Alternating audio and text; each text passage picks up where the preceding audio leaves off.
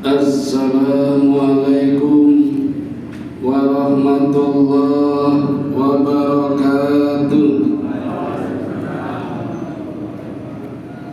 Sayyidatus sa'adah Zummala'il a'izzah Kubailal bidayah Hayya bina nahmaduhu wa nasta'inuhu subhanahu wa ta'ala hamdan bila ghayah wa madhan bila nihayah.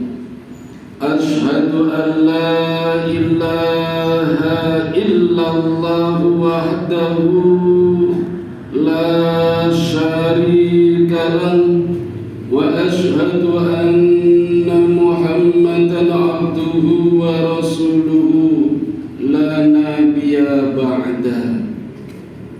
Jamaah Masjid Mubarak rahimakumullah, alhamdulillah malam ini kita terpanggil oleh Allah untuk memperingati malam Nuzulul Quran.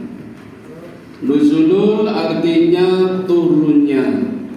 Jadi Nuzulul Quran artinya turunnya Al-Quran. Al-Quran yang mana? Nah, ini yang banyak versinya ini. Kalau Al-Quran yang selama ini kita baca dengan susunan dimulai dari surat Al-Fatihah, Al-Baqarah, Al-Imran, An-Nisa, Al-Maidah sampai 114 surat Anas. Ini Quran yang sama persis dengan Quran yang ada di Lauhil Mahfuz. Allah turunkan di Baitul Ma'mur, basecampnya malaikat, namanya Baitul Ma'mur. Ada malaikat penduduk asli, ada malaikat musafir. Yang penduduk asli Jibril, Mikail, Raqib, Atid, Munkar, Nakir, Ridwan, Malik, Zabaniyah, Rahmat, Kiraman Katibin.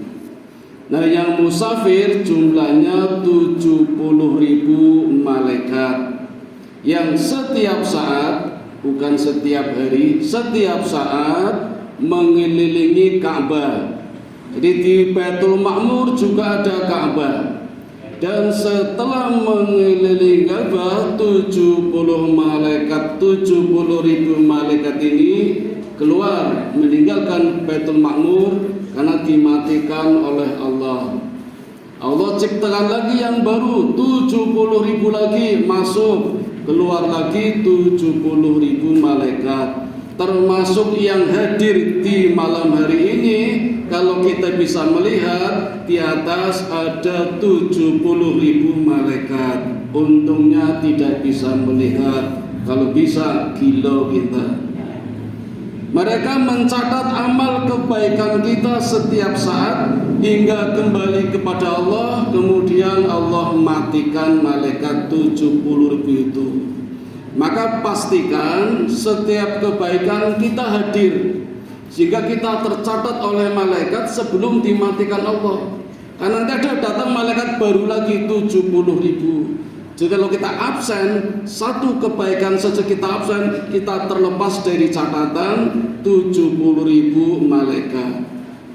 Nah, dari Baitul Ma'mur ini Allah turunkan kepada Nabi Muhammad secara terinci sesuai dengan masalahnya, masanya, atau terserah Allah. Ini pun disebut Nuzulul Quran.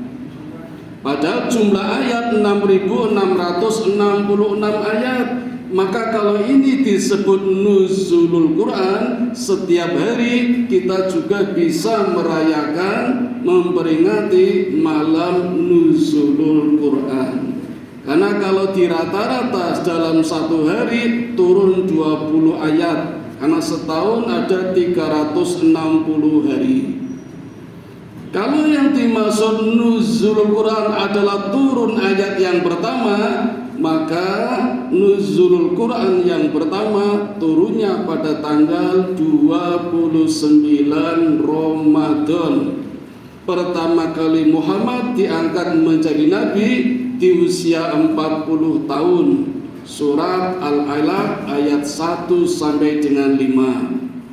Pertama kalinya bertemu dengan malaikat, Nabi ndruduk, grogi, panas, demam, dan suhunya 2 kalinya manusia biasa. Kalau panjenengan kemarin kena COVID 40 derajat, Nabi 80 derajat. Kalau nggak kuat, Nabi sudah bablas, bukan karena COVID, karena suhunya panas. Selama 3 bulan, nggak cuma semalam.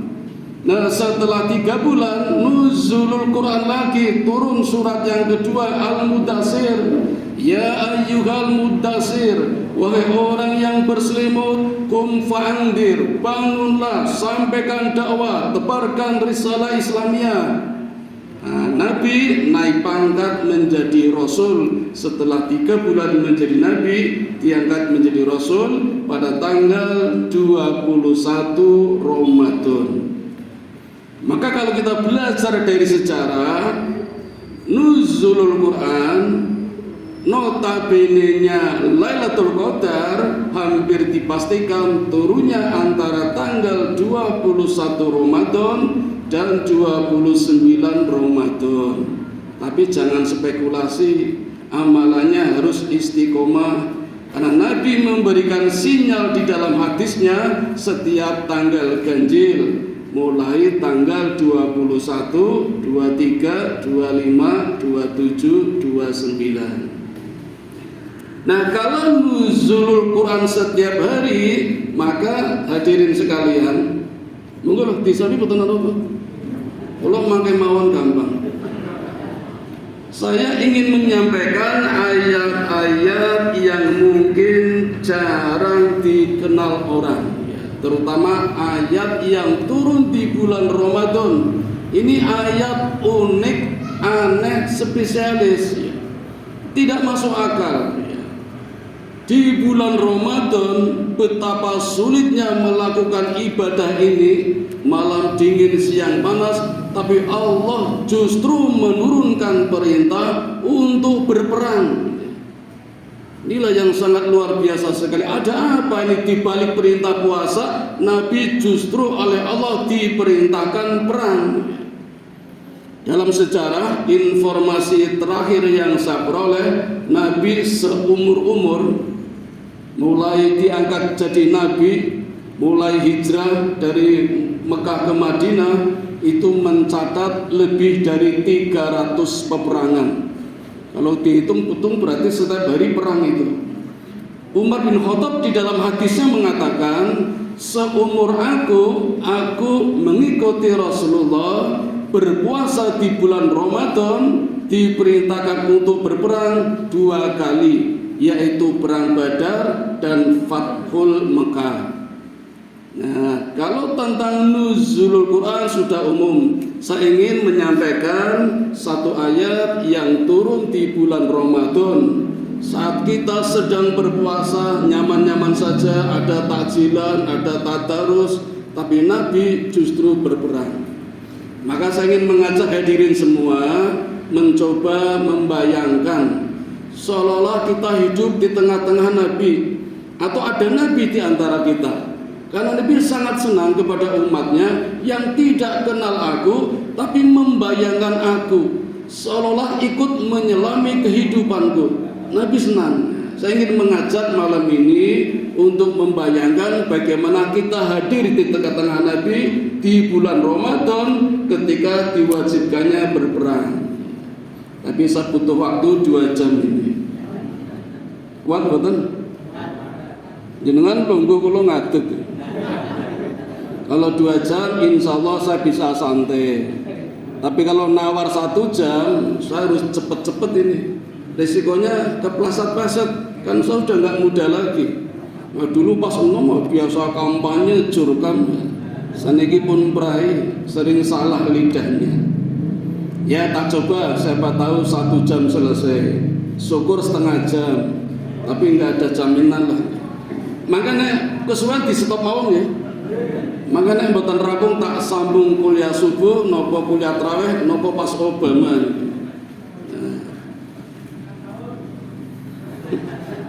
Nantang nih kan. Niki pun serat nih. Perang yang dimaksud di sini Bapak Ibu adalah perang Badar. Perang besar. Perang yang pertama kali diraih kemenangannya oleh pasukan Muhammad sallallahu alaihi wasallam. Sebelumnya banyak peperangan, tetapi banyak pula kegagalan. Karena belum punya pengalaman, belum punya keterampilan, pasukannya juga masih sedikit, dan niatnya hanya niat mengambil alih barang harta milik Nabi ketika hijrah dirampas di Mekah. Jadi Nabi tidak begitu saja hijrah, tapi juga diusir. Nah ketika diusir, harta kekayaannya dirampas, rumahnya, sahabat ada yang dirampas istrinya, anaknya. Nah itu hartanya dikumpulkan oleh Abu Lahab, orang yang sangat berambisi menguasai Mekah. Begitu Nabi hijrah ke Madinah, pada tahun kedua turunlah kewajiban berpuasa. Baru 1 hari berpuasa, paginya turun ayat. Sebenarnya belum sampai ke ayat. Nabi mendapatkan informasi kalau akan ada kabilah besar pulang dari Sam lewat tepi Madinah. Ini kabilah dari Mekah yang dipimpin oleh Abu Sufyan. Tidak tanggung-tanggung membawa barang dagangan, yang barang dagangannya diangkut oleh 3.000 onta. Kanan kirinya membawa emas dan perak. Ini milik 3 orang terkaya di kota Mekah: Abu Jahal, Abu Sufyan, Umayyah bin Khalaf. Ada satu lagi punya Abu Lahab, tapi hartanya Nabi Muhammad dengan orang-orang yang hijrah dirampas, ikut dijual. Informasi ini didengar oleh Nabi, maka Nabi mengumpulkan para sahabat, mari kita hadang. Dan menghadang kabilah ini sudah biasa. Nabi sudah sering melakukannya, tapi dalam jumlah yang kecil, tidak sampai 100 pasukannya, yang disebut pasukan Sariyah. Kalau lebih dari 100 namanya Maroka, tapi Nabi tidak memimpin. Nah lebih dari 100 Nabi yang memimpin, namanya Ghazwah.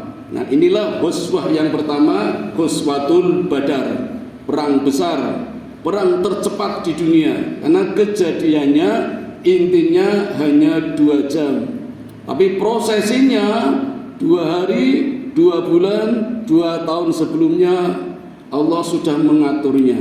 Dan ini perang yang benar-benar disegani oleh Allah, makar Allah ya. Semua rencana nggak ada yang masuk, Allah yang merencanakan. Ini sangat menarik karena Nabi ingin mengambil alih harta kekayaannya. Karena kabilah yang besar ini justru hanya dikawal oleh 40 prajurit, 40 kafilah. Padahal Nabi hari itu mengumpulkan sahabat, tidak ada kewajiban. Siapa yang mau ikut, kita menghadang harta kita ambil lagi. Maka terkumpullah sejumlah 313 plus 1 Nabi sendiri, berarti 314. Karena tidak dipaksa, maka yang berminat saja, yang tidak juga tidak apa-apa. Dan tidak membawa peralatan perang, karena memang tidak niat berperang, hanya mengambil alih seperti Robin Hood Bapak Ibu.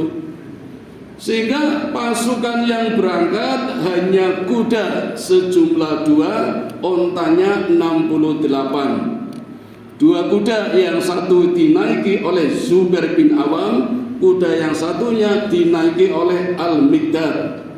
Yang 68 onta, ada yang berdua, ada yang bertiga, karena jumlahnya 313. Termasuk Nabi itu bertiga naik ontanya bersama Ali bin Abi Thalib dan sahabat yang lain. Berangkat dengan harapan bisa mengambil alih kembali harta kekayaannya yang dirampas ketika masih di Mekah. Mumpung Abu Sofyan hanya membawa prajurit jumlahnya 40. Ini kewane nih Abu Sofyan. Ya, berani-beraninya hanya membawa 40 prajurit padahal ontanya 3000. Kenapa? Karena selama ini nyaman-nyaman aja. Karena Muhammad sering digagalkan ekspedisinya, hilangan jejak, kecelik dan macam-macam. Nah, maka berangkatlah. Nah, hadirin sekalian, sampai di lembah namanya Lembah Zufron. Ini Nabi berjalan dengan para pasukan sampai di Lembah Zufron. Kita tinggalkan dulu. Kita lihat di Mekah ada satu kejadian yang sangat luar biasa. Dari tantenya Nabi. Nabi punya tante, adiknya Abbas. Abbas paman Nabi, paman kandung Nabi namanya Abbas, punya adik namanya Atikoh. Atikoh mimpi. Mimpinya sangat dahsyat. Di dalam mimpinya Atikoh melihat seorang laki-laki yang naik bukit namanya Bukit Abi Kubais. Ini tidak sembarang bukit, tidak sembarang orang bisa naik bukit ini. Hanya orang-orang tertentu ketika akan memberikan pengumuman. Ya, seperti masjid ini ada seripah kan tidak semua bisa naik, hanya orang tertentu pengumuman ada seripah. Nah, dari Bukit Abu Kubais, lelaki ini berteriak-teriak kepada orang-orang yang tinggal di Mekah. Di dalam mimpinya orang laki-laki ini berteriak, "Wahai pengkhianat, wahai penjahat, tunggu saat matinya 3 hari lagi." Sambil turun ke kota, ngitari Ka'bah, terus begitu berteriak-teriak, "Wahai para pengkhianat, wahai para penjahat, tunggu saat kematiannya 3 hari lagi." Terus laki-laki ini naik lagi ke Gunung Abu Kubais, mengangkat batu besar, batunya dijatuhkan di kota Mekah menjadi serpihan batu-batu kecil dan mengenai semua rumah yang ada di kota Mekah, hancur semuanya. Ini mimpinya, mimpi yang sangat dahsyat hingga Atikoh bangun ketakutan, ragu cerita apa tidak, kalau cerita nanti dianggap bohong, kalau tidak membuat gelisah. Akhirnya cerita kepada kakaknya namanya Abbas dengan pesan, "Tolong ya Mas, jangan dicerita-ceritakan." Baik. Abbas nggak sabar karena penasaran cerita kepada temennya namanya Al-Walid bin Utbah bin Robi'ah dengan pesan yang sama, "Jangan cerita-cerita ya." Al-Walid cerita sama bapaknya namanya Utbah bin Rabi'ah, "Pak, ini ada cerita dari teman saya, katanya Atikoh bermimpi, tapi tolong ya jangan cerita-cerita." Utbah bin Rabi'ah cerita sama adiknya Suwaibah, terus begitu meremen-meremen walaupun ada pesan jangan cerita-cerita ya, akhirnya menyebar.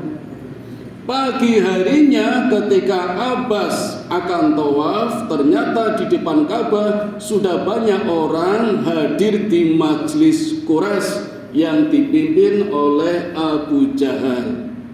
Abbas lewat, Abu Jahal nyindir, "Ya Abbas, cukup satu nabi saja dari golongan Bani Hashim." Abbas penasaran, "Ada apa ini? Apa maksudmu?" Tanya kepada Jahal. "Udahlah, nggak usah mungkir. Bukankah tadi malam adikmu bermimpi?" "Iya betul." Nah, cukup satu nabi saja, nabi laki-laki yang mengaku jadi nabi, yaitu Muhammad dari golongan Bani Hashim. Masa ada nabi lagi perempuan dari Bani Hashim lagi? Maksudnya apa? Mimpinya itu. Ini kalau benar-benar terjadi berarti nabi, tapi kalau tidak terjadi, aku pastikan golongan suku Bani Hashim adalah suku yang paling pembohong. Ini taruhan ini. Di antar suku juga bersaing. Hingga Abbas kembali ke kelompoknya, kebetulan yang hadir perempuan semua, dikompori. Ya Abbas, kenapa kau diam saja? Lawan Abu Jahal, tarung, sekali-kali berani dengan Abu Jahal. Nah, sangat menyinggung perasaan. Kalau nanti mimpinya benar-benar terjadi, ini berarti terjadi peperangan yang sangat dahsyat, mungkin Makkah hancur. Tapi kalau tidak terjadi, berarti bohong. Ada dua pembohong dari golongan Bani Hashim. Yang pertama Muhammad, yang kedua Atiqah. Ini yang terjadi di Mekah. Nah, tinggal dulu ya. Sekarang ke Nabi Muhammad lagi yang sudah sampai di lembah Zufran namanya. Di lembah Zufran Bapak Ibu, rencana semula memang akan menghadang pasukan kabilah Abu Sufyan yang membawa harta banyak. Tetapi Allah merubahnya dengan perintah perang. Hari itu Allah turunkan ayat. Ayatnya ada di dalam surat yang ke-8, surat Al-Anfal, ayat ke-5. Ini turun H-3 sebelum terjadi perang Badar. Inilah hikmah Allah. Allah tidak menurunkannya ketika di Madinah, tapi sudah berangkat hendak mengambil alih harta yang dibawa kabilah, Allah justru turunkan ayat perintah perang. Atau tepatnya sekitar tanggal 10 Maret tahun 624 Masehi turun ayat ini. Saya bacakan ayatnya. A'udzubillahi minasyaitonirrajim. Kama akhrajaka Rabbuka min baitika bil haqq wa inna fariqam minal mu'minina lakarihun. Sebagaimana Tuhanmu menyuruh pergi dari rumahmu dengan kebenaran, meskipun sesungguhnya sebagian dari orang-orang yang beriman itu tidak menyukainya. Sebagian orang-orang yang beriman yang ikut Nabi tidak menyukainya. Kenapa? Karena rencana awal hanya menghadang, mengambil alih harta kekayaannya. Tiba-tiba Allah turunkan ayat untuk berperang, sehingga sebagian tidak menyukainya. Nabi tahu, tapi Nabi masih merahasiakan, dan Nabi mencoba menawarkan. Maka Nabi bertanya kepada para sahabat yang berkumpul di lembah Zufran sejumlah 313. Nabi bertanya, Ayuhanas, siapa di antara kalian yang ingin mengusulkan? Ada apa ya Rasul? Ini ada perintah dari Allah, perintah perang. Orang yang pertama angkat tangan. Siapa? Abu Bakar. Orang yang selalu hadir pertama kali, tidak pernah terlambat. Hingga Umar kadang iri dalam sedekah, dalam ibadah. Abu Bakar selalu orang yang pertama. Apa kata Abu Bakar? Ya Rasul, kalau ini memang perintah Allah, maju terus. Aku bersamamu. Perang-perang, menang-menang, mundur-mundur. Abu Bakar. Terima kasih Abu Bakar, kata Nabi. Ayuhanas, ada lagi. Ambil Umar. Ya Rasul, lanjutkan. Maju terus, pantang mundur. Perang-perang, pulang-pulang. Umar bin Khattab. Terima kasih Umar. Nabi melanjutkan. Ayuhanas, siapa lagi? Tampil orang ketiga, namanya Al-Miqdad. Al-Miqdad Bapak Ibu, ini kekuatannya sama dengan 1000 orang. Kalau di kisah Mahabharata, Destarata itu kekuatannya seperti 1000 gajah. Ini 1000 orang. Al-Miqdad. Al-Miqdad mengatakan, ya Rasul, aku tidak ingin seperti umatnya Nabi Musa, yang ketika ada perintah jihad, perang di Palestina, umatnya mengatakan, ya Musa, engkau sendirilah yang pergi berperang. Ajak Tuhanmu, kami hanya akan menonton saja. Nanti siapa yang menang, aku baru ikut. Itu Bani Israel. Ya kaya wong Israel saiki. Ya, sukanya seperti itu. Kata Miqdad, aku tidak ingin seperti itu. andai saja engkau perintahkan aku ya Rasul melalui daerah yang namanya Birokat Jimat, aku pastikan tidak ada pasukanku yang akan mundur. Mikdad mengatakan, andai saja engkau perintahkan aku masuk ke daerah Birokat Jimat. Birokat Jimat ini Bapak Ibu, kalau dari Madinah itu melewati 14 suku. Yang satu suku itu ada 1000 pasukan. Jadi 14.000 pasukan semuanya benci kepada Islam. Kata Mikdad, kalau engkau perintahkan aku masuk wilayah itu, aku pastikan ya Rasul, pasukanku tidak akan berkhianat. Ini orang yang ketiga. Kata Nabi, terima kasih Mikdad. Nabi masih melanjutkan, ayuhanas, siapa lagi? Semua heran, sudah 3 orang menyatakan kesiapannya, tapi Nabi masih bertanya, ada apa ini? Ahli sejarah ternyata mencatat 3 orang tadi semuanya orang Mekah. Orang Mekah pantas, dendam, perang, ingin mengambil hartanya karena dihina, diusir dari Mekah. Nabi ingin ada orang Ansor yang usul, orang Madinah yang usul. Ini yang ditunggu-tunggu. Maka tampil Sa'ad bin Mu'ad, orang nomor 1 dari suku Aus, orang Madinah, orang terkaya nomor 1 di Madinah, mengatakan, ya Rasul, aku tersinggung dengan ucapan engkau ya Rasul, seolah-olah engkau menyinggung aku sebagai orang, sebagai penduduk yang tidak berani berperang. Kata Nabi, iya, memang aku menyinggung. Maka kata Sa'ad bin Mu'ad, ya Rasulullah, kami siap semuanya berperang demi Allah. Mendengar jawaban ini, Nabi baru senang. Maka mulailah melanjutkan perjalanan menuju satu lembah yang informasi yang Nabi peroleh, Abu Sofyan melewati satu daerah yang namanya Lembah Badar. Disebut Lembah Badar karena lembah ini kepunyaan milik orang bernama Badar Hunain. Namun sebelum berangkat, Nabi mengutus 2 mata-matanya, namanya Busbus bin Amr dan Adi bin Abi Darda.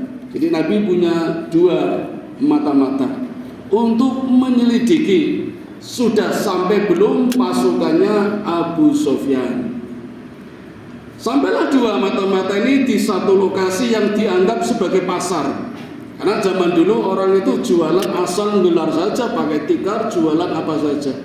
Dilihatnya ada 2 wanita sedang bercakap-cakap. 2 mata-mata Nabi hanya mendengarkan saja apa yang dikatakan 2 wanita ini. Yang satu mengatakan kepada wanita satunya, tolong belilah produk saya ini. Yang wanita satu mengatakan, nanti kalau ada kabilah datang, aku akan beli langsung dari kabilah. Dari kalimat ini saja, mata-mata Nabi sudah bisa menangkap ada informasi kalau nanti akan datang kabilah yang akan jualan di sini. Ini kecerdasan mata-mata Nabi seperti itu. Tidak bertanya kepada perempuan, hanya mendengar saja sudah mendapatkan informasi akan datang kabilah besar yang akan berdagang di sini. Mata-mata pulang lapor kepada Nabi. Tidak lama kemudian Abu Sufyan datang, tanya kepada 2 wanita, hei wanita, apakah engkau melihat ada orang yang kesini? Wanita ini menjawab, ada. Tapi mereka tidak bertanya kepadaku, mereka hanya bercakap-cakap sendiri. Abu Sufyan tanya, di mana tempat berdirinya 2 orang itu? Di situ.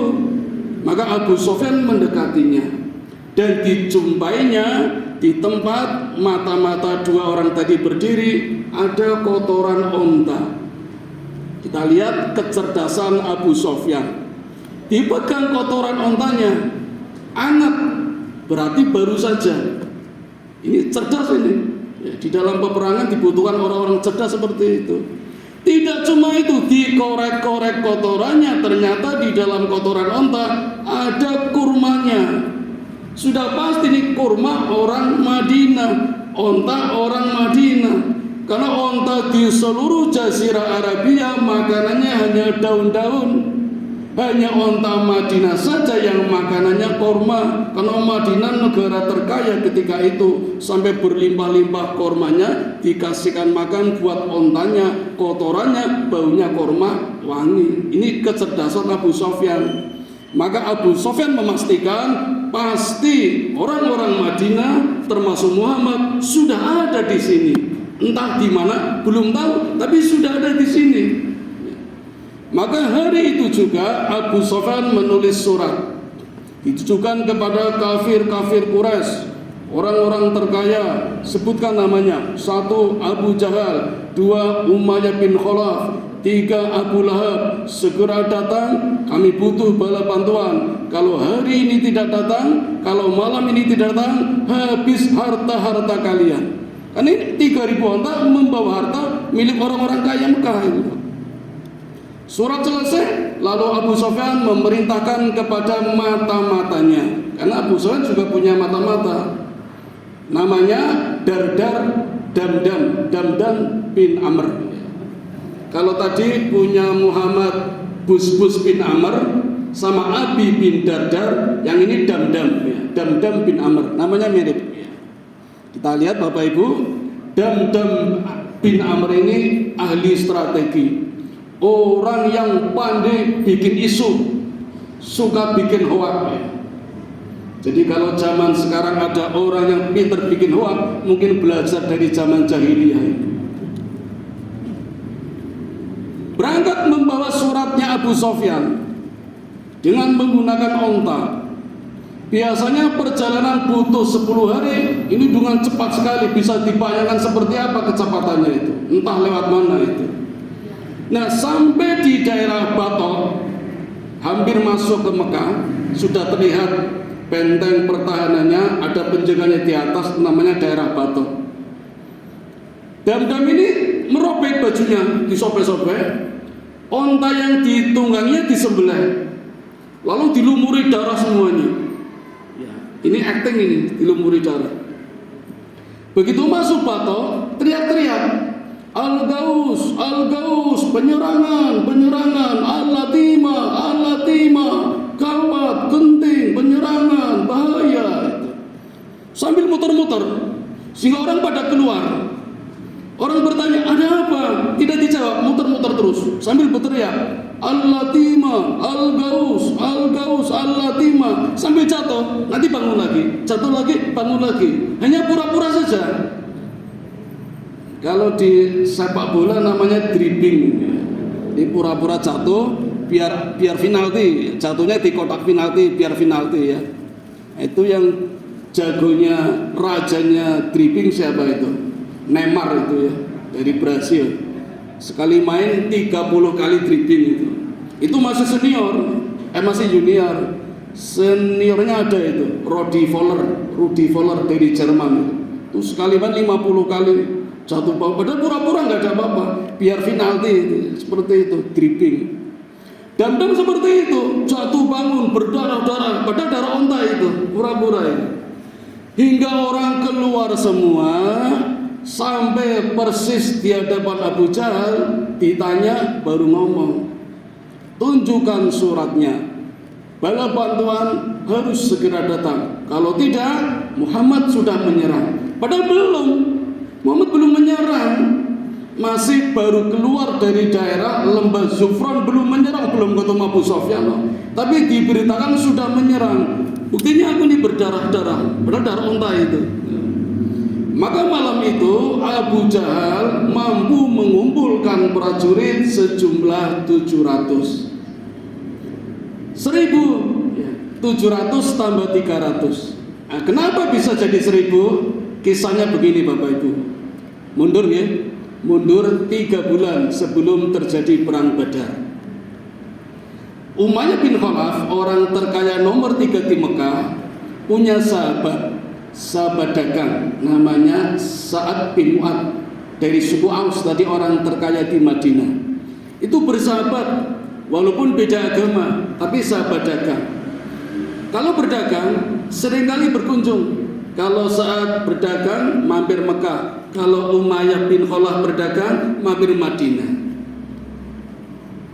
Malam itu saat ingin mampir dan menuliskan pesan, tolong kosongkan Ka'bah, saya mau tawaf. Maka setelah dagang selesai, mampir ke rumah Umayyah dan tawaf. Bapak Ibu, tawaf waktu itu tidak seperti sekarang. Tawafnya malam dalam keadaan telanjang, tepuk tangan dan bersiul. Itu tawaf dulu.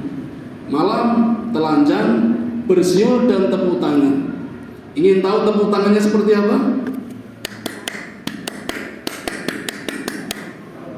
Nah, saya jadi penasaran, jangan-jangan pramuka dari situ tepuk tangannya. Makanya saya nggak suka pramuka itu. Emang nggak ada tepuk tangan lain. Sambil bersiul, itu tawafnya orang Mekah ketika itu. Nah, ketika tawaf bertemu dengan Abu Jahal. Tanya Abu Jahal kepada Umayyah, Umayyah, siapa dia? Umayyah bilang, sahabatku. Siapa? Sa'ad bin Mu'adz, orang nomor 1 di Madinah, punya pasukan, terkaya. Abu Jahal bilang, iya Sa'ad, demi Allah. Abu Jahal bilang, demi Allah, kamu tidak bisa keluar dari Mekah hidup-hidup. Kamu akan saya bunuh. Karena orang Madinah, orang Muslim pasti. Sa'ad bin Mu'adz mengatakan, ya Abu Jahal, engkau tidak akan bisa membunuhku. Kalaupun kamu membunuh aku pastikan pasukanku tidak akan tinggal diam. Mekah akan hancur oleh pasukanku. Kata Abu Jahal, tidak bisa, kamu harus mati. Hingga sampai Sa'ad bin Mu'adz melirik kepada Umayyah, Umayyah, bukankah engkau sudah memberikan jaminan kepadaku? Kenapa engkau diam saja?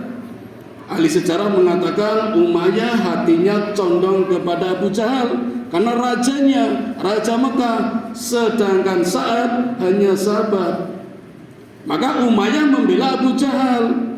Sehingga Sa'ad bin Mu'adz mengatakan, ya Umayyah, kalau begitu sekarang kita putus. Sahabat putus. Tapi ingat Umayyah, aku datang ke sini tidak cuma tawaf, aku membawa pesan Nabi. Nabi mengatakan, Umayyah, engkau akan terbunuh, akan kami bunuh. Umayyah kaget. Itu pesan Muhammad? Iya. Muhammad berpesan, engkau akan kami bunuh.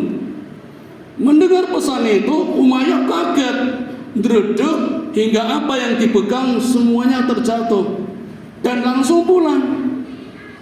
Melihat Umayyah pulang, Abu Jahal nyalinya ciut, nggak jadi bertarung, pulang juga. Saat juga pulang. Nah, ulama hadis mengatakan, ulama sejarah mengatakan, sepanjang jalan pulang, Umayyah hatinya gelisah, mulutnya ngomel. Dia hanya mengatakan, Muhammad tidak pernah bohong, Muhammad tidak pernah bohong, Muhammad tidak pernah bohong. Nah, ini kejujuran yang tulus ini. Orang kafir tidak suka dengan Muhammad, tapi mengatakan Muhammad tidak pernah bohong, Muhammad tidak pernah bohong. Sampai di rumah diceritakan kepada istrinya. Istrinya ditanya oleh Umayyah, ya istriku, aku tadi mendapatkan pesan dari sahabatku Sa'ad, katanya aku akan terbunuh oleh orang-orang Madinah. Bagaimana pendapat istriku?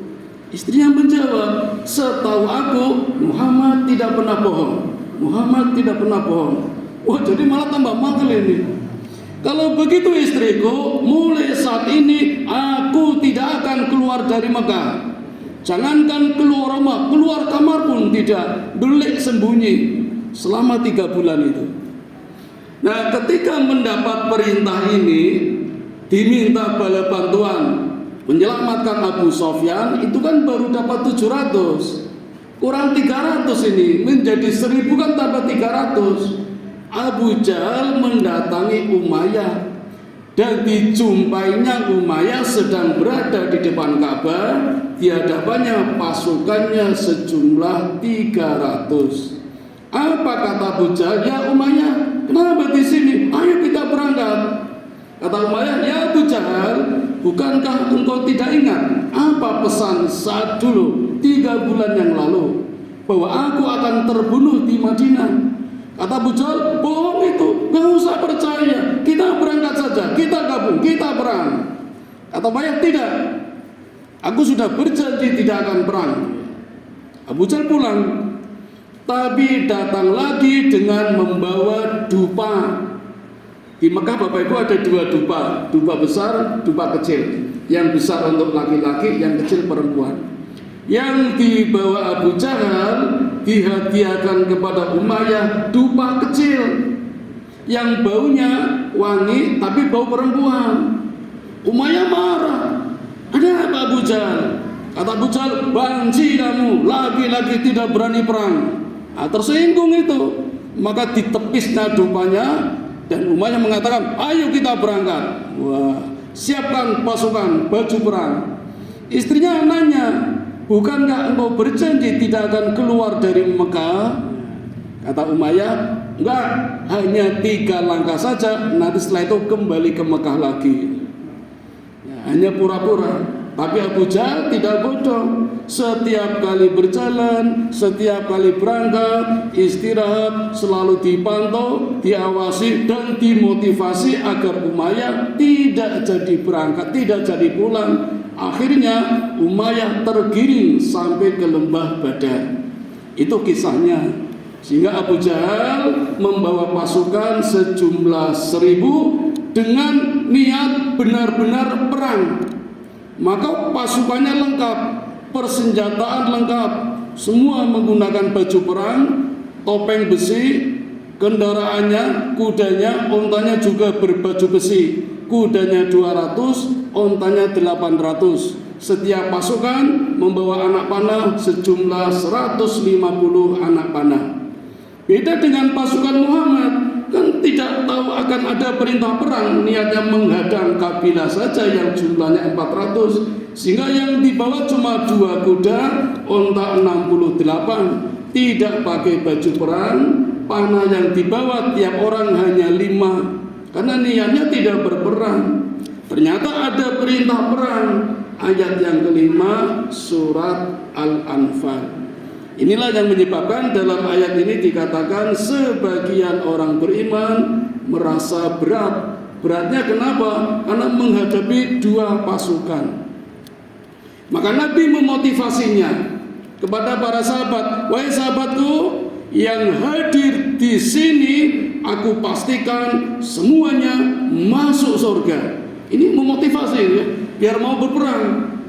Dan siapapun yang kita hadapi, apakah kita menghadapi kabilah Sufyan hanya 40 orang, kita pasti menang. Kita dapatkan 3.000 onta lengkap dengan harta kekayaannya. Atau kita menghadapi perintah Allah, menghadapi pasukan sejumlah 1000 lengkap dengan persenjataan, kita juga pasti menang. Ini motivasi. Nabi mengatakan begitu. Maka semuanya semangat, berniat kembali berniat perang. Nah, hadirin sekalian, saya lanjutkan. Ini berjalan ya. Pasukan Abu Sufyan ingin menyelamatkan dari sergapan Nabi Muhammad. Muhammad sudah berjalan. Kafir yang jumlah 1000 dipimpin Abu Jahal juga sudah berjalan ini. Sampailah pasukan Muhammad di satu lembah namanya Abu Dunya, Gunung Abu Dunya, Utwatud Dunya. Sampai di situ dijumpainya seorang wanita lagi, tidak muda tapi tua. Nabi bersama Abu Bakar bertanya, wahai ibu, apakah engkau melihat ada pasukan yang datang? Ibu ini tanya, engkau siapa? Kata Muhammad, kasih dulu aku informasi, nanti aku akan berikan informasi dariku. Maka wanita tua ini mengatakan, kalau hari ini mestinya sudah datang pasukan perang yang berada di lembah sana, namanya lembah Utwatul Quswa. Yang Nabi Muhammad namanya lembah Utwatud Dunya, yang Abu Jahal lembah Utwatul Quswa. Mestinya, tapi saya nggak tahu, kata wanita tua ini. Nabi tanya lagi, apakah engkau melihat kabilah yang membawa barang dagangan banyak? Tidak. Nah, inilah Bapak Ibu hikmahnya di sini. Ternyata Allah punya skenario. Walaupun Abu Sufyan orang kafir, Allah selamatkan. Ini bagian dari kecerdikan Abu Sufyan. Sampai orang-orang tidak tahu, padahal kabilah dalam jumlah besar 3.000 onta, sampai suku-suku manapun tidak tahu lewat mana Abu Sufyan. Ternyata lewat perbukitan, lewat gunung-gunung, menyisir lautan merah sampai selamat kembali ke Mekah. Aman, selamat. Sehingga sahabat kalau tahu kecewa, ternyata yang diharapkan melawan kabilahnya sudah selamat. Allah yang menyelamatkan, padahal orang kafir.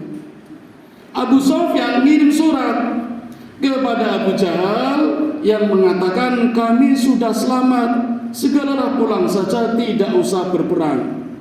Mendapat surat ini pecah menjadi 3 kelompoknya Abu Jahal. Yang pertama dari suku Zumrah, itu suku yang umatnya, pasukannya paling banyak.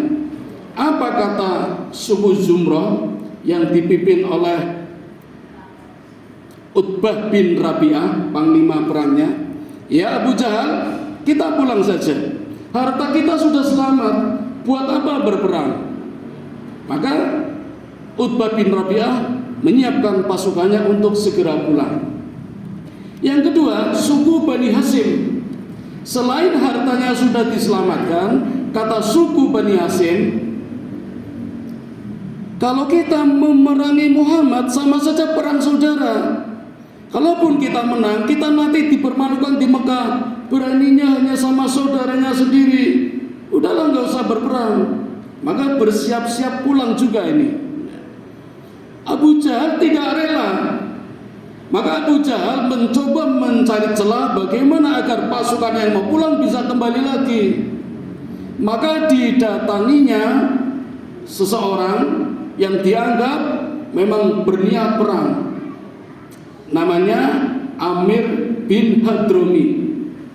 Ini seorang bapak yang anaknya meninggal ketika Syariah dibunuh oleh Abdullah bin Jahsy. Abdullah bin Jahsy ini pasukan Muhammad. Jadi pantas punya dendam, ingin membunuh Muhammad. Maka Abu Jahal mengatakan, kalau kamu pulang sia-sia, bukankah kamu dendam ingin membunuh Muhammad yang sudah membunuh Abdullah bin, yang sudah membunuh anaknya Amir, anaknya Amir. Maka Amir bin Hadrami ini tiba-tiba dengan terburu-buru maju ke tengah lapangan, mengambil pasir, ditaburinya badannya sambil berteriak-teriak, kasihanilah aku ingin balas dendam. Kalau kita hari ini pulang tidak jadi berperang, mana mungkin aku bisa balas dendam. Akhirnya suku Hasyim sama Zumrah tidak jadi pulang karena kasihan, bergabung lagi, akhirnya jadi perang, maju. Itu perannya Abu Jahal yang sangat luar biasa ini. Sebentar lagi, sabar lagi, satu lagi ini.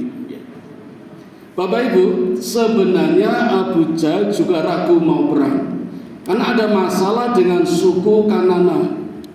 Di waktu di Quraisy, suku Kanana punya masalah dengan suku Quraisy. Terjadi cekcok, kemudian membunuh salah satu warga Quraisy. Warga Quraisy menuntut yang membunuh supaya diadili. Tapi orang-orang Kanana mengatakan denda saja, diat, membayar diat. Diatnya 100 ekor onta. Maka dipenuhi dendanya, dibayarkan 100 onta, harapannya dendam selesai, tidak membunuh siapa pembunuhnya. Tapi apa yang terjadi? Merasa nyaman sudah membayar denda 100 onta, seperti biasa tawaf. Tetapi ketika tawaf ternyata pembunuhnya dibunuh juga dan jasadnya digantung di Mekah. Inilah persoalannya yang membuat Abu Jahal ragu. Jangan-jangan kalau perang melawan Muhammad, Mekah diserbu oleh suku Kanana. Tapi dalam keraguan tampil setan yang menjelma menjadi Suraqah bin Malik. Masih ingat Bapak Ibu Suraqah bin Malik? Lupa nggih? Sebenarnya sudah Islam. Suraqah bin Malik ini dulu orang yang akan membunuh Nabi ketika Nabi hijrah. Di malam hari Nabi dikepung oleh 40 pemuda, lolos. Surat Yasin ayat 8. Pagi harinya dikejar Abu Jahal, lolos. Nah, sore harinya dikejar oleh Suraqah bin Malik. Gara-gara mendengar berita, mendengar sayembara, barang siapa bisa menangkap Muhammad hidup atau mati 100 ekor onta. Ada orang serakah namanya Suraqah. Ini ngejar Nabi. Lihat Nabi dalam jarak 100 meter, Suraqah hunus pedang. Begitu pedang hendak ditetakkan ke leher Nabi, tiba-tiba kaki kudanya terpeleset jatuh ke lubang pasir, kudanya jatuh berguling-guling, Suraqah jatuh tepat di belakang Nabi. Nabi tahu persis Suraqah akan membunuh, tapi Nabi malah menolongnya. Kaki kudanya diangkat, Suraqah dipopong, kudanya dikembalikan. Dan Nabi bilang, Suraqah, lain kali kalau naik kuda hati-hati ya. Masuk Islam. Tetapi dari kasus perang Badar ini, Suraqah wajah dan badannya dipakai oleh setan, oleh iblis untuk memotivasi Abu Jahal. Biar tidak ragu. Apa kata iblis yang berbentuk Suraqah? Ya Abu Jahal, saya pastikan Kanana tidak ada masalah. Maju terus perang. Kami punya pasukan. Iblis, setan siap membantu kalian. Abu Jahal semangat karena dibantu setan sama iblis. Nah, mari Bapak Ibu kita lanjutkan.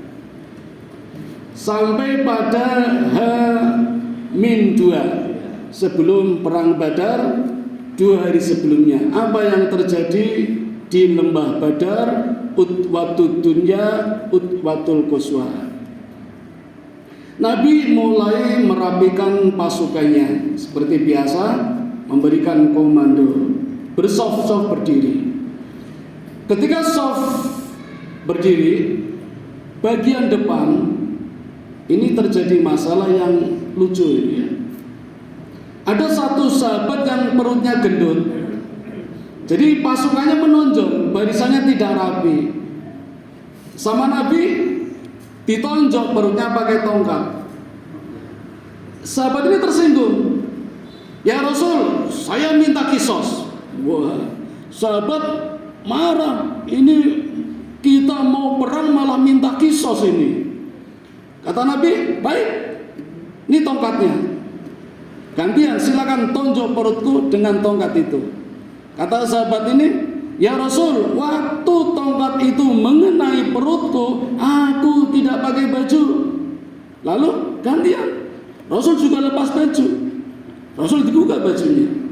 Begitu Rasul membuka baju, tongkat yang diberikan oleh Rasul tadi akan digunakan untuk menonjok perutnya. Tiba-tiba tongkatnya dibuang. Lalu sahabat ini segera memeluk Nabi, perutnya diciumi. Sampai sahabat heran, ada apa ini? Lalu Nabi mengatakan, inilah orang yang cerdas. Ketika orang tidak paham, inilah orang yang paling cerdas. Ada apa sahabat? Ya Rasul, sebentar lagi kita akan berperang. Mungkin aku terbunuh, panjenengan selamat. Kalaupun sama-sama masuk surga, mungkin surganya beda. Maka sebelum perutku tersentuh panah musuh, sebelum tombak musuh mengenai perutku, izinkan perutku bersentuhan dengan perut baginda yang mulia.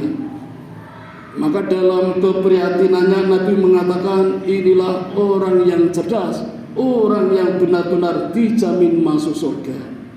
Tapi cuma satu, enggak semuanya. Hanya semuanya nyium perutnya semua itu. Itulah kejadian yang terjadi pada H-2. Kita masuk H-1. Terutama di sore hari. Tidak seperti biasanya Bapak Ibu. Kali ini Nabi berdoa. Yang doanya, kalau kita mengikuti doa Nabi, mungkin tidak etis. Karena doanya mengandung ancaman. Nabi berdoa, ya Allah, berikanlah kemenangan pada pasukan kami. Biasanya nggak seperti itu. Kali ini mengatakan, ya Allah, berikanlah kemenangan kepada pasukan kami. Kalau hari ini kami kalah ya Allah, aku pastikan tidak akan ada yang menyembahmu. Ngancam toh ini. Nah, coba jangan sendiri berdoa seperti itu. Pasti Allah menjawab, bang pikirin. Allah kabulkan doanya. Dan ini doa yang sangat manjur, sangat makbul. Bapak Ibu, inilah sejarah mulai adanya takjilan. Jadi takjilan itu artinya doa besar. Mohon kepada Allah, betul-betul ingin mendapatkan kemenangan. Jadi di hadapan para sahabat semuanya angkat tangan, Nabi yang memimpin berdoa menjelang berbuka. Ini namanya takjilan. Yang sekarang ini takjilannya beda-beda. Masih 1 jam sudah ada di depan kolak macam-macam. Nah, kalau ceramah saja masih mending Pak. Dikir wirid masih mending. Sing mareng mangkal sing pinggir-pinggir dalan iku lho. Resto-resto angkringan masih 1 jam wis kubak lengkap, cekelan HP, nek ora sibuk HP-nan ngobrol karo koncone, ngrasani maito hibah namimah, jarene mau berbuka malah ngrasani kancane. Malah ada istilah ngabuburit. Istilah dari mana itu? Nggak ada itu ngabuburit. Yang ada takjilan itu. Ini kalau tidak saya sampaikan, kita tidak tahu sejarah takjilan seperti apa. Dari sini, ketika menjelang Perang Badar, H-1. Maka setelah Nabi berbuka, sholat maghrib jamaah sampai Isya, jamaah Isya, maka Nabi mulai merapikan pasukannya dan memberikan pesan-pesan agar besok ketika perang dengan hati yang ikhlas, tulus, tidak ada dendam, tidak ada kebencian, karena puasa. Inilah rahasianya perang ketika bulan Ramadan. Bapak Ibu, ada satu yang hampir terlewatkan oleh ahli sejarah. Saya menemukan di riwayat yang lain. Ketika malam hari, esoknya mau perang, perangnya terjadi tanggal 17 Ramadan, hari Jumat jam 10 pagi, di terik panas matahari. Ini H-1 tapi malam hari. Saya sampaikan, ada seorang sahabat yang ternyata mengamati gerak-gerik Nabi.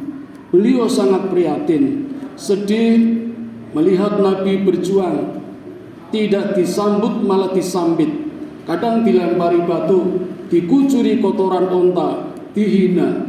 Tapi sahabat ini tidak bisa membela, tidak bisa ikut berperang. Maka sahabat ini di malam itu menulis sebuah lantunan sholawat yang ditujukan kepada Nabi agar Nabi diberi keselamatan, kesejahteraan, kebahagiaan, barokah dan karomah. Ini kalau saya sampaikan sholawatnya jangan kaget ya. Namanya sholawat bukan sholawat Badar, sholawat Nariyah. Karena sahabat Nabi ini ternyata bernama Syekh Nariyah. Sholawatnya sangat viral. Kalau di kota sudah jarang, di desa-desa masih sering dikumandangkan setelah adzan sebelum qomat. Kalau di sini kayaknya nggak ada. Yang ada di Masjid Baitul Salam di bawah jembatan baru UGM. Masjid Keragilan masih. Masjid Nurul Huda Gemawang masih. Nah, Mubarak mboten nggih. Al-Muqayyad mboten nggih. Mboten. Itu membawakan melantunkan sholawat nariyah. Sholawat itu kan ada dua, sholawat maksurat dan sholawat ghairu maksurat. Kalau sholawat maksurat itu memang karya Nabi. Sekarang sudah dibukukan, tebalnya segini. Kalau dibaca cepat butuh waktu 30 menit. Nabi selalu mengamalkan pagi dan sore. Nah, sholawat nariyah itu sholawat ghairu maksurat. Bukan karya Nabi, tapi karya sahabat yang dilantunkan untuk Nabi. Dan Nabi tidak melarang, karena beliau mendoakan Nabi. Nabi juga senang didoakan. Apal mboten ini? Mboten apal? Allahumma sholli sholatan kami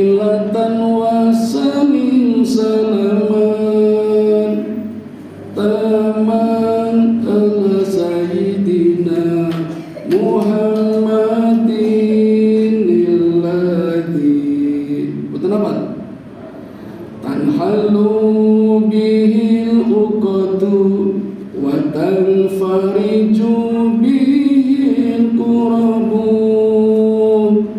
wa tuqda bihil hawaiju wa tunalu bihi rahaibu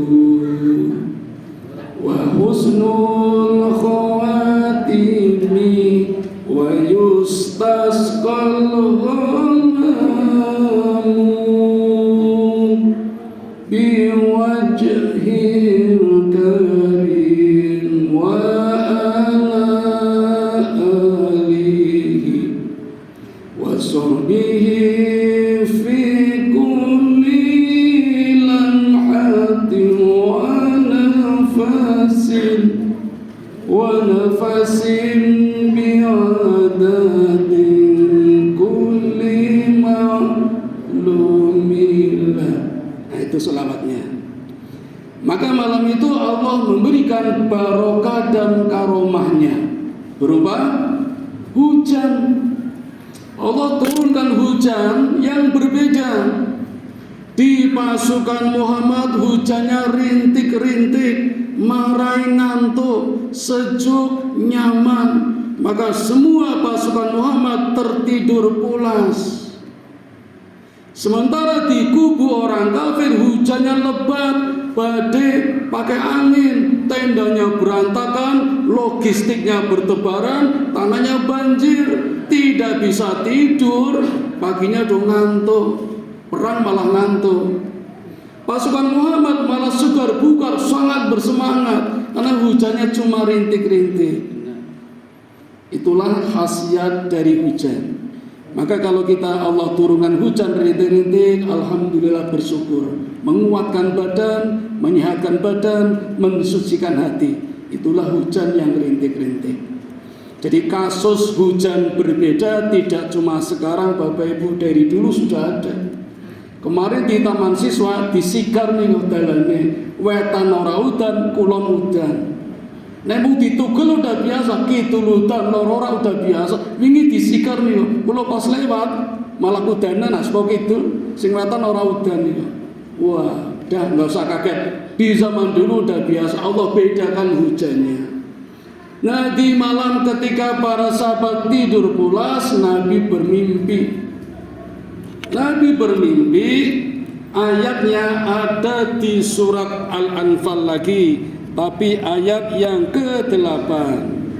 Saya bacakan ya.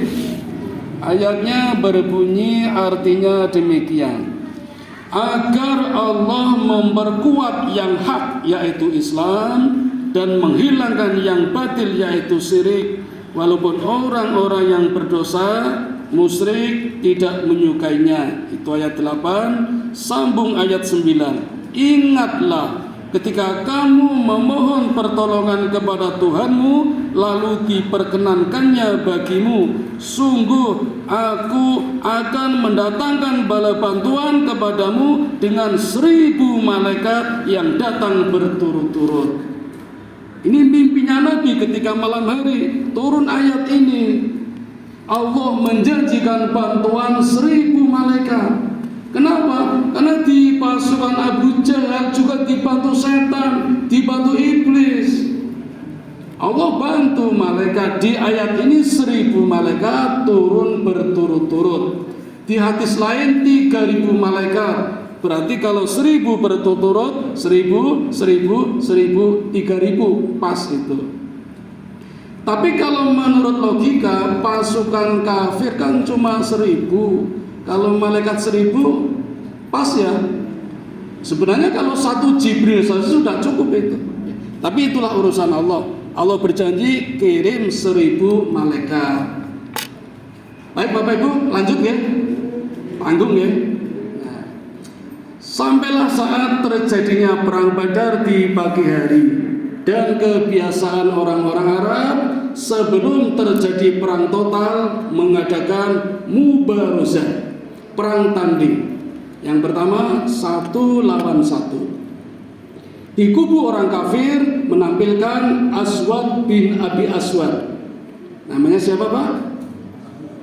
Gampang dihafal, Aswad bin Abi Aswad. hitam, orangnya hitam. Nabi Muhammad menampilkan Hamzah, singa padang pasir, yang hobinya berburu, dan berburunya bukan burung, tapi singa beruang. Sebelum bertanding, Aswad bin Abi Aswad bersumpah, tidak akan kembali ke pasukanku sebelum aku minum air yang ada di sumur pertahanan Nabi. Jadi Nabi memilih strategi mengambil pertahanan di belakang. Ada 5 sumur. Di depan juga ada 5 sumur, tapi ditablek oleh Nabi, ditutup oleh Nabi atas saran Habab bin Mundir, orang Madinah, ahli strategi. Memberikan saran 5 sumur yang di depan ditablek semuanya, agar orang kafir kehabisan stok air, kehausan. Sementara sumur yang di belakang ada 5 siap. Maka terjadilah perang tanding, saling memukul, saling menangis, berguling-guling, sampai jatuh pada satu kesempatan Hamzah mampu menebas satu kakinya Aswad bin Abi Aswad, terjatuh berdarah-darah. Demi memenuhi janjinya, Abi Aswad jalan merangkak mendekati sumur. Tapi sebelum sampai ke sumur, ternyata sudah meninggal, tewas. Dan jadilah Aswad sebagai orang yang pertama masuk neraka di perang Badar. Selesai perang tanding pertama. Melihat kafir kalah, semakin panas orang-orang kafir. Mubarosah lagi yang kedua, langsung menampilkan 3 jagoannya. Orang kafir menampilkan yang pertama Utbah, bukan Uqbah, beda. Utbah bin Rabi'ah, panglima perangnya, senior, pandai berperang, punya keterampilan. Utbah bin Rabi'ah. Yang kedua menampilkan anaknya Utbah bin Rabi'ah, namanya Al-Walid bin Utbah bin Rabi'ah. Yang ketiga menampilkan adiknya Utbah bin Rabi'ah, namanya Suwaibah bin Rabi'ah. Jadi ini bersaudara ini, bapak, anak, adiknya bapak. Nah, dari pasukan Nabi Muhammad menampilkan 2 orang, anak muda, kakak beradik, yang satu usia 16 tahun, yang satu 15 tahun. Ini kan anak SMA ini, sama SMP ini, kakak beradik. Kakaknya namanya Muad bin Afro, adiknya Afran bin Afro. Karena ketika tampil tidak memakai baju perang, tidak memakai topeng, orang-orang kafir tahu ini bukan orang Mekah, ini orang Madinah. Muhammad ganti, saya tidak mau bertanding dengan anak kecil. Jadi Nabi memang sengaja memancing, Pak, biar panas, biar emosi. 3 orang jagoan cukup ditampilkan 2 anak kecil. Jadi marah. Muhammad, pilihkan yang sepadan denganku, carikan yang nasabnya baik. Maka Nabi mengganti, yang 2 ditarik, Nabi menampilkan 3. Yang pertama Ubaidillah, masih muda, tidak punya pengalaman berperang, hanya punya keberanian melawan Utbah bin Rabi'ah. Yang kedua Ali bin Abi Thalib, punya keterampilan melawan Al-Walid bin Utbah bin Rabi'ah. Dan yang ketiga Hamzah, yang tadi sudah menang ketika perang tadi pertama, tampil lagi. Ini luar biasa Bapak Ibu. Hamzah kan pamannya. Kalau zaman sekarang nggak ada loh ponakan ngongkon pamannya.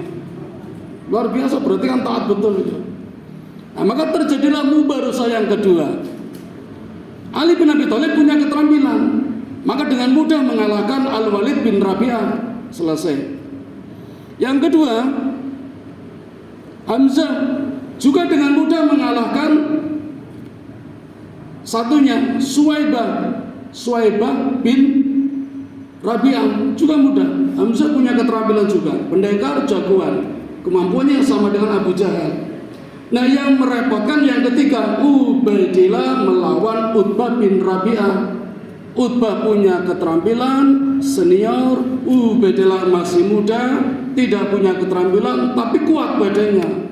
Maka terjadilah pertempuran yang sangat sengit, saling memukul, saling menangkis, berguling-guling, berdebu-debu, sampai orang tidak bisa melihat di dalam debu ini terjadi pertarungan.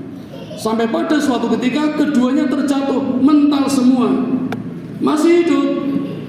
Tetapi Ubaidillah karena belum punya pengalaman, terkena pukulan yang sangat keras.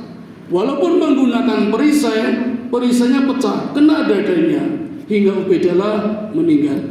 Dan jadilah orang yang pertama dijamin masuk surga, syahid di medan Badar, Ubaidillah. Utbah bin Rabi'ah juga terjatuh dan tidak bisa bangun, tapi masih hidup. Maka didekati oleh Hamzah, langsung dibunuh. Melihat suasana seperti itu, kafir marah, maka mulai langsung serangan total. Terjadilah perang besar-besaran yang namanya Perang Badar. Bapak Ibu, ada tradisi di kalangan Arab, kalau perang tidak boleh saling menyerang. Jadi gantian, siapa menyerang dulu, yang satu bertahan. Ternyata penyerangan diambil alih oleh orang kafir. Orang kafir mulai menyerang dulu.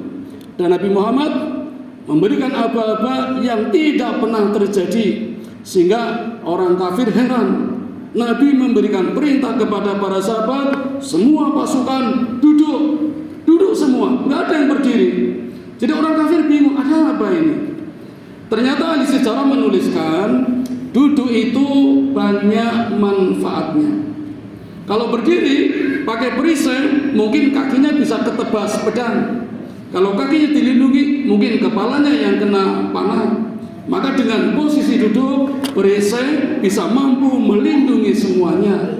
Dan terbukti dari serangan ratusan panah ke pasukan Nabi, korbannya hanya satu, namanya Uqbah bin Ubaidillah. Yang kafir Utbah, yang ini Uqbah, jadi beda. Selesai gantian, Nabi mulai menyerang.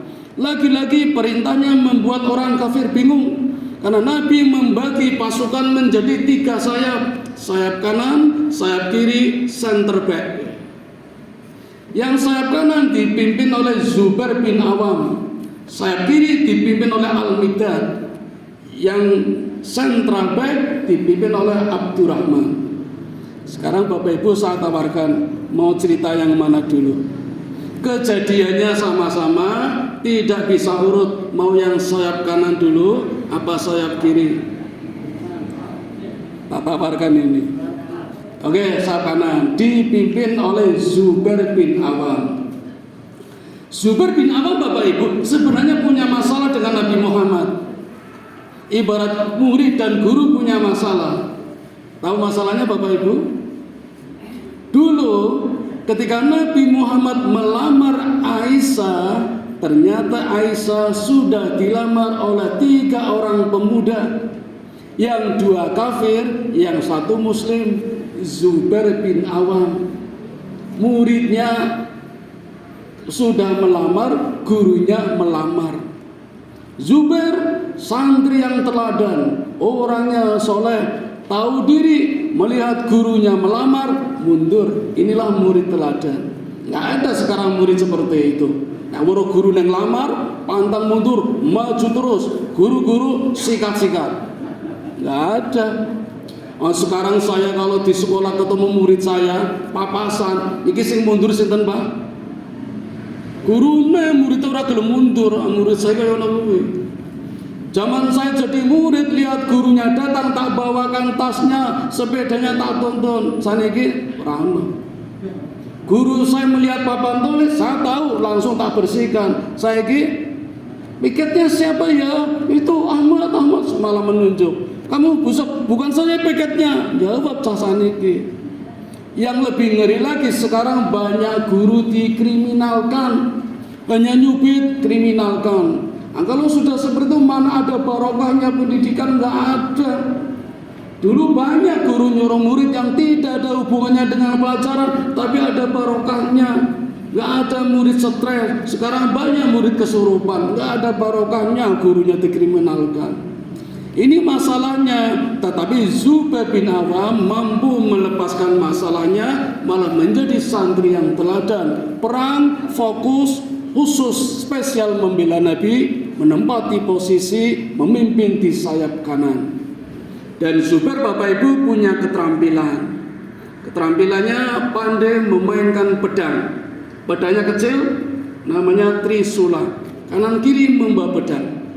Dan suka memakai ikat merah. Merahnya polos, nggak ada gambarnya. Apalagi gambar pandang nggak ada. Itu ikal Zubair bin Awam.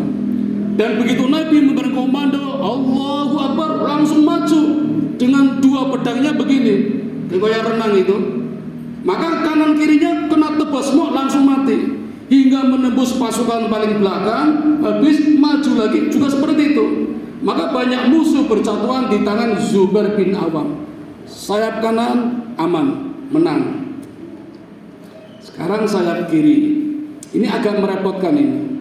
Karena sayap kiri walaupun dipimpin oleh Al-Miqdad yang punya kekuatan 1000 manusia, tapi di kalangan orang kafir ada yang namanya Abu Kab. Abu Kab ini orangnya tinggi besar. Kudanya pun tinggi besar. Saking tingginya kakinya Abu Kab sampai lengser ke tanah. Dan pedangnya panjang. Pegangannya saja panjangnya sama panjangnya pedangnya. Itulah Abu Kab. Dan Abu Kab selalu ingin menembus pasukan sayap kiri untuk bisa masuk ke tenda Nabi. Karena Abu Kab tahu kalau Nabi berada di tenda, Nabi tidak ikut perang, tapi memberikan komando dari balik tenda, sehingga ingin masuk ke tenda Nabi. Tapi dihalang-halangi oleh para sahabat, tapi yang menghalanginya selalu kena tebas, karena panjangnya pedang itu kena tebas.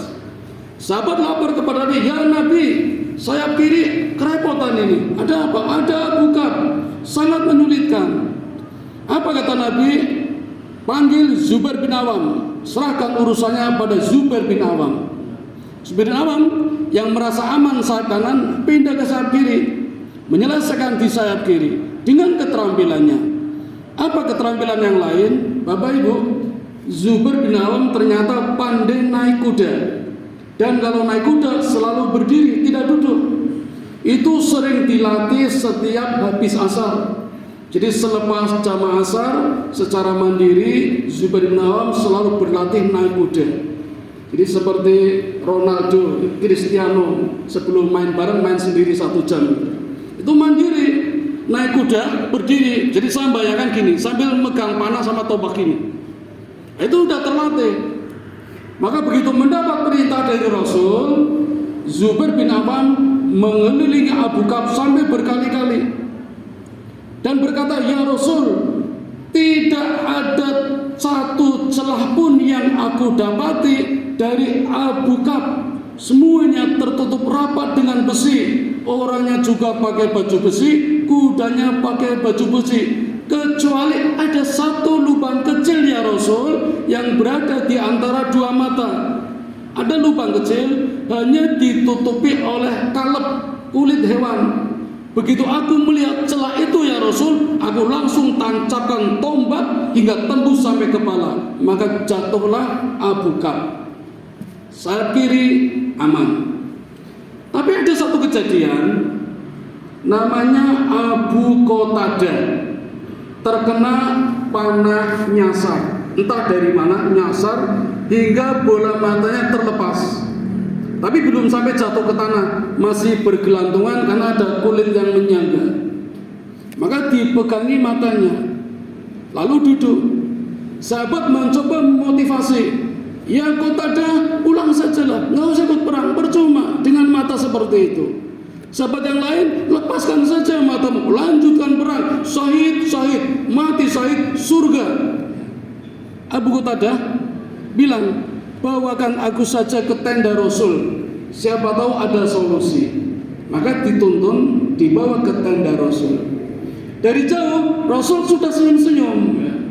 Nah, inilah Rasulullah, melihat sahabat susah, beliau malah senyum gitu. Sampai di tenda Nabi, Nabi mengatakan, ya Qatadah, aku bisa saja mengembalikan matamu menjadi sempurna. Tapi kalau kamu mau sabar, aku pastikan kamu masuk surga.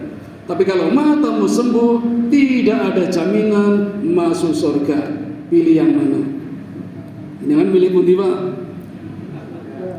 Abu Qatadah sebelum perang sudah melamar gadis. Rencananya setelah perang mau menikah. Nek engko menikah matane ilang, situ mboten. Abu Qatadah bilang kepada Rasul, "Ya Rasul, udahlah, doakan saja aku agar masuk surga, tapi mataku juga dikembalikan." Wah, itulah yang ternyata menyebabkan Nabi tersenyum. Nabi sudah tahu jawabannya. Kalau Qatadah pasti minta dua-duanya.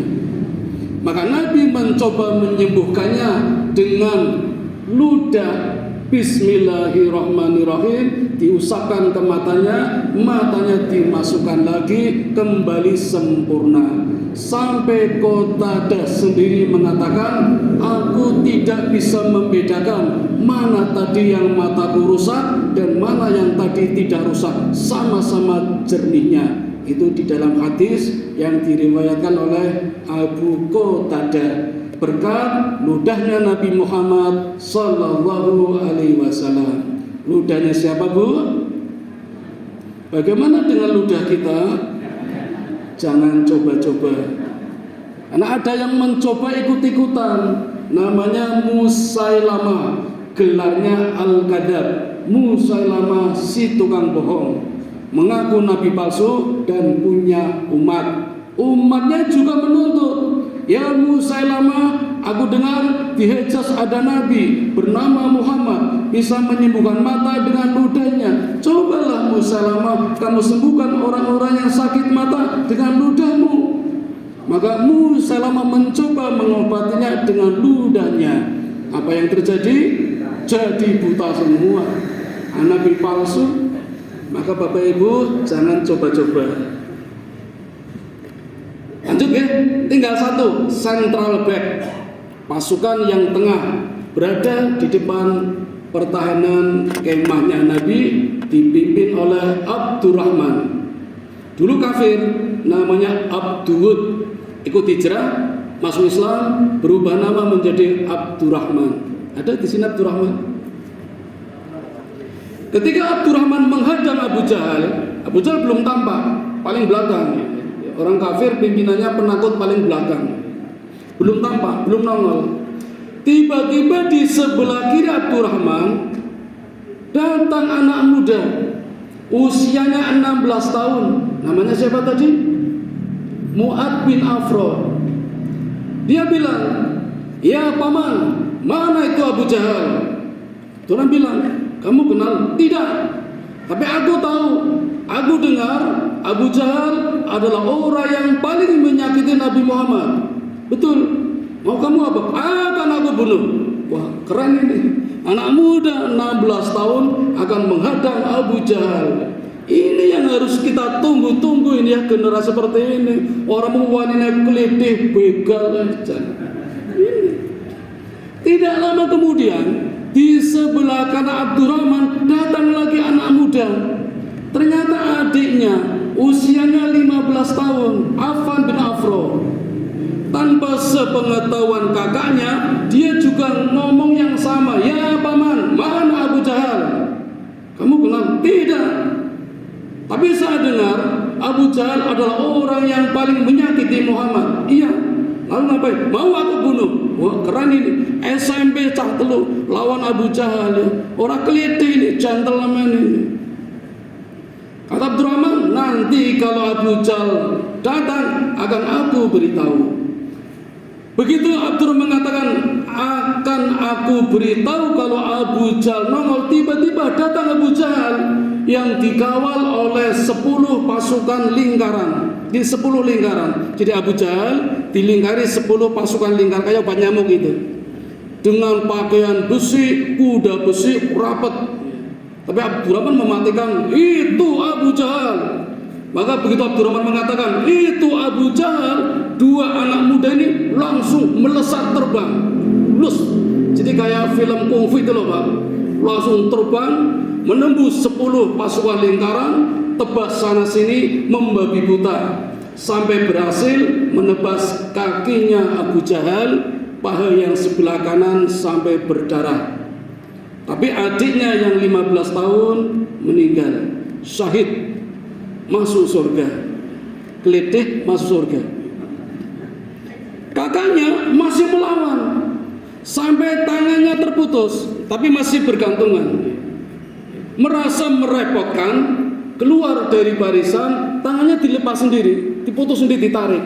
Saya nggak bisa bayangkan betapa sakitnya tangan diputus sendiri, karena merepotkan. Setelah tangan dilepas, diputus, masuk ke dalam peperang lagi, melawan Abu Jahal lagi, sampai ketebas juga kaki kanannya, pahanya Abu Jahal. Abu Jahal jatuh dari kudanya, tapi belum meninggal, belum mati. Merangkak mencari persembunyian di batu-batu. Pun tinggalkan dulu nggih. Sekarang satu lagi, Umayyah bin Khalaf. Ingat tadi yang diramalkan Nabi akan terbunuh di perang Badar. Sekarang kejadian betul. Ketika kafir sudah mulai ada tanda-tanda kekalahan, semuanya lari. Sampai melupakan Abu Jahal, kan bersembunyi di batu, ditinggal. Termasuk Umayyah bin Khalaf, orangnya kan gendut Pak, reso melayu, cebol, melayu tapi ketinggalan, gele-gele reso melayu. Nah, ketika melarikan diri ketemu Abdurrahman yang dulu menjadi sahabat ketika masih kafir, tapi sudah Islam menjadi Abdurrahman namanya. Memanggilnya Abdul, tentu saja tidak mau nengok sampai 3 kali. Begitu memanggil dengan Abdurrahman, akhirnya menengok. Umayyah menawarkan, ya Abdurrahman, daripada engkau mengumpulkan ghanimah, pedang, perisai, nanti juga dibagi-bagi sama orang-orang yang lain, mendingan aku menjadi jaminanmu, engkau akan mendapatkan harta kekayaan dariku, asal bisa melindungi aku, kata Umayyah bin Khalaf. Baik, akan aku lindungi, asal ghanimah buat aku, kata Abdurrahman. Tapi di jalan ketemu Bilal bin Raba'ah. Kenal Bilal Bapak Ibu? Yang ternyata budaknya Umayyah majikannya. Bilal ketemu, ya Umayyah, ingat gak dulu? Aku budakmu yang tiap hari engkau siksa aku dicambuk, ditindih batu besar. Sekarang aku jagoan, lawan aku. Budak lawan majikan, tapi udah bebas. Umayyah tidak berani. Oh, Bilal kan orang Afrika, perkasa. Kata Abdurrahman, Bilal tidak boleh, ini jaminanku. Kata Bilal, tidak bisa, akan aku bunuh. Tidak bisa, ini jaminanku. Nanti Rasul marah. Tidak, kita belum sampai ke tenda Rasul, masih halal membunuh musuh. Kalau sampai tenda Rasul, bolehlah, tapi ini masih di medan perang, masih halal membunuh orang kafir. Ini bagianku. Tidak bisa, aku yang melindunginya. Tiba-tiba datang teman-teman Bilal, dan Bilal mengatakan, hei teman-temanku, inilah Umayyah yang dulu menyiksa aku, mari kita bunuh rame-rame. Abdurrahman tentu saja melindunginya. Jadi setiap Umayyah akan ditusuk, selalu dilindungi oleh Abdurrahman, dari belakang, dari samping, dari depan, sampai akhirnya Abdurrahman mengatakan, ya Umayyah, berbaringlah di atas pasir dan aku akan berbaring di atas badanmu, biar tidak ditusuk. Tapi ternyata Bilal menusuk dari bawah, jadi pedangnya tembus dari pasir. Dan Umayyah akhirnya mati sesuai dengan informasi dari Nabi yang disampaikan kepada Sa'ad bin Mu'adz 3 bulan sebelumnya. Mati ya? Tinggal satu, Abu Jahal yang bersembunyi di batu, ternyata ditemukan oleh Abdul Mu'in. Orangnya kecil, pendek, badannya kecil, kakinya kecil. Yang para sahabat kalau lihat Abdul Mu'in semuanya tertawa, hingga Abdul Mu'in kadang merasa malu karena badannya, tangannya, kakinya kecil. Tapi Nabi memberikan motivasi, jangan lihat badannya, siapa yang menyentuh Abdul Mu'in pasti akan merasa kesakitan. Ternyata betul, sahabat yang mendekatinya mencoba memukulnya, mental sakit, kesakitan. Tapi Nabi berbisik kepada Mu'in, Mu'in, jangan lupa di belakangmu tadi aku. Itu hanya untuk menguji saja kepada para sahabat agar tidak sombong. Nah, Abdul Mu'in Bapak Ibu menemukan Abu Jahal masih hidup terkapar di atas batu. Sebegitunya Abu Jahal masih menghina Abdul Mu'in, orang yang kecil. Gembala. Maka Abdul mengatakan, aku tidak rela engkau masih menghinaku. Lalu didudukinya Abu Jahal sambil menancapkan pisaunya hingga Abu Jahal meninggal di medan laga dan dipastikan masuk neraka. Berarti yang membunuh Abu Jahal siapa Bapak Ibu? Abdul Mu'in. Tapi ulama juga menuliskan di dalam sejarah dua anak muda tadi kakak beradik berperang ikut terbunuhnya Abu Jahal karena sempat melukai pahannya hingga luka parah, tidak bisa berperang. Selesai Bapak Ibu, terjadinya perang Badar yang begitu cepat, hanya 2 jam, tapi prosesinya 2 hari, 2 bulan, bahkan 2 tahun sebelumnya. Terakhir sebelum menjelang Jumatan, kan hari Jumat terjadinya, semua tokoh-tokoh kafir yang mati sejumlah 70 dimasukkan ke dalam sumur. Dan ketika itu ada satu mukjizat, Nabi masih bisa berkomunikasi dengan orang-orang kafir, termasuk dengan Abu Jahal.